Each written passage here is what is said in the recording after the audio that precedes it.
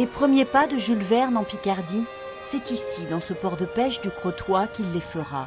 Nous sommes en 1865, il a 37 ans, et le jeune romancier, qui vit encore à Paris, a déjà écrit 5 semaines en ballon et Voyage au centre de la Terre. Il trouve ici le calme propice à son œuvre et se lie d'amitié avec les pêcheurs qui l'accompagnent volontiers. D'ailleurs, le Crotoy l'inspire tellement qu'il y écrira 20 000 lieues sous les mers. Jules Verne était véritablement amoureux du Crotoy. Je crois qu'il y retrouvait ce plaisir d'un contact avec la mer, avec l'air du large qu'il a sans doute connu quand il était petit à Nantes.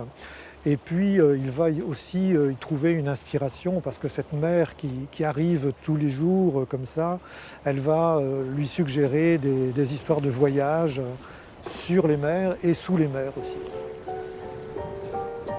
10 années de passion avec ce modeste bourg de pêcheurs qu'il décrit ainsi dans une géographie de la France.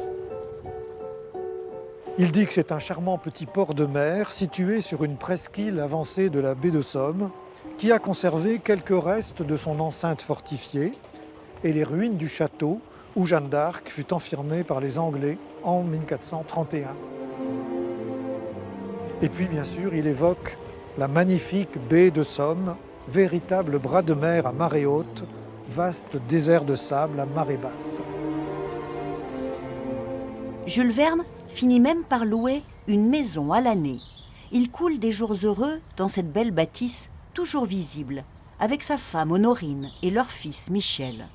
Dans un courrier adressé à son éditeur, Jules Hetzel, voilà ce qu'il dit. Le temps est admirable, mais froid la nuit. L'air est d'une pureté incomparable. Quand vous viendrez, mon cher Hetzel, il faudra que ce soit à l'époque d'une grande marée d'équinoxe. Si le temps est mauvais, ce sera magnifique. Et si le temps est beau, ce sera magnifique tout de même. Jules Verne séjourne 10 années durant au Crotoy. Il fera l'acquisition de 3 bateaux, dont le dernier en date, le Saint-Michel III, amarré au Tréport. Un yacht somptueux de 33 mètres de long et une dizaine d'hommes d'équipage. Il faut dire que l'auteur connaît un grand succès, notamment grâce à l'adaptation de ses œuvres au théâtre. Et ce voyageur au long cours dans ses romans aime aussi partir loin, découvrir le monde. Ces voyages vont l'emmener assez loin, puisque cette fois, Jules Verne entreprend des grandes croisières, par exemple en mer du Nord, dans la Baltique, en Norvège, en Suède, ou bien vers le sud. Pour l'anecdote, en 1870, pendant la guerre franco-allemande, ce Crotellois d'adoption est mobilisé en tant que garde-côte. Les autorités craignent alors une invasion par la mer. Un infatigable voyageur qui empruntera même un transatlantique pour visiter New York et les chutes du Niagara. Ce côté voyageur, est-ce que c'est un côté méconnu de l'œuvre et de l'homme aussi ? C'est vrai qu'il y a cette légende d'un Jules Verne qui aurait écrit des romans de voyage sans lui-même avoir voyagé, ce qui n'est pas tout à fait vrai, puisque certains de ces voyages vont même l'inspirer parfois. Le voici, ce modeste bureau qui aura vu naître la plupart des romans des voyages extraordinaires. Une somme de 62 titres. Là, ici, c'est vraiment l'antre de la création, c'est son bureau. La plus petite pièce de la maison. C'est assez étonnant, ça. Pas tant que ça, parce que, en fait, c'est quelqu'un d'assez maniaque. Donc, il veut son endroit bien réglé, bien ordonné. Et combien de livres ont été écrits ici ?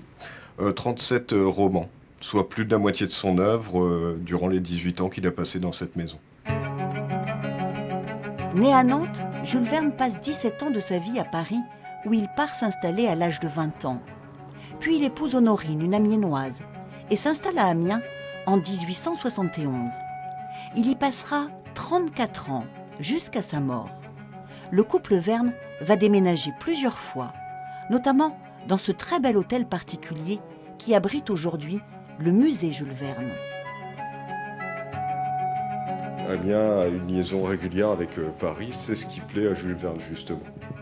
Et qu'est-ce qu'il trouve ici qu'il ne trouve pas ou plus à Paris? En fait, tout simplement le calme.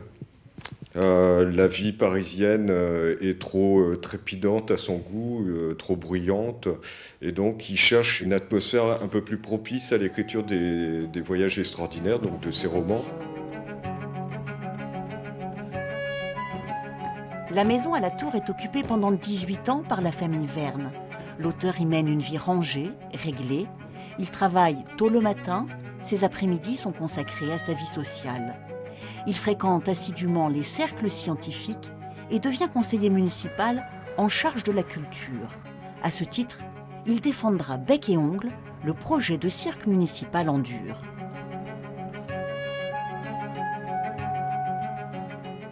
De 12h à 16h, donc durant 4 heures, il est à la bibliothèque de la Société industrielle et là il consulte une vingtaine de revues scientifiques. Il est obligé de se documenter énormément. On lui reprocherait un manque de savoir. De rigueur presque. Oui, tout à fait.